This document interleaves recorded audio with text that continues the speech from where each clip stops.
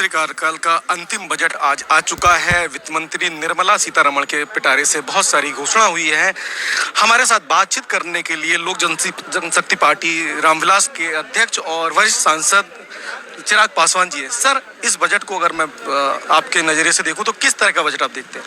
ये मुझे लगता है मौजूदा परिस्थिति में जहां देश की ही नहीं दुनिया की अर्थव्यवस्था कोरोना काल की वजह से पिछले 2 सालों में काफ़ी विपरीत परिस्थितियों से गुजरी है, ऐसे में ये पूर्णतः एक समावेशी बजट है जहां पर हर वर्ग का ध्यान रखा गया है।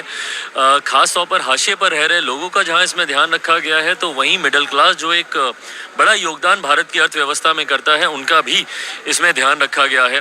पर्सनल इनकम टैक्स में जिस तरीके से रिबेट को बढ़ाया गया, 5 लाख से लेकर 7 लाख उसको किया गया, उसके बाद भी जो टैक्स स्लैब्स हैं उसमें भी रियायतें ऐसी दी गई हैं कि आपकी जेब में यकीनन ज़्यादा पैसा बचेगा। कैपिटल एक्सपेंडिचर को बढ़ाया गया है, लगभग 10% से उसकी वृद्धि की गई है। जीडीपी का 3.3% हिस्सा उसमें दिया जाएगा, उससे यकीनन निवेश बढ़ने की संभावनाएं हैं हमारे देश में। एमएसएमई जो रोजगार देने के लिए सबसे महत्वपूर्ण सेक्टर्स में से एक है, उसकी और सशक्त हैंड होल्डिंग करने का इसमें घोषणा की गई है।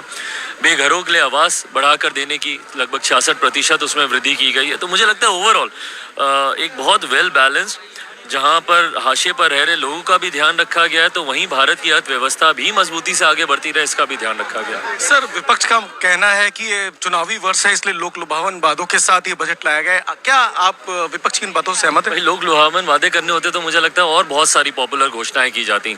मोदी सरकार कभी जानी नहीं जाती इन सब बातों के लिए। उन्होंने हमेशा भारत की अर्थव्यवस्था, भारत की नींव को मजबूत करने की सोच के साथ बजट लाने का उन्होंने काम किया, और मुझे लगता है उसी कड़ी में ये आज का भी बजट है। सर, अगर मैं अंकों में बात करूं तो 10 में से आप कितने अंक इसको देना चाहेंगे? जैसा मैंने बोला, कोरोना काल से हम लोग निकले हैं, उसके बाद एक ऐसा बजट पेश करना जहां पे आपने रिलैक्सेशंस भी दिए हैं, अर्थव्यवस्था को भी सशक्त करने का काम किया, 10 out of 10। Thank you sir. तो ये थे चिराग पासवान।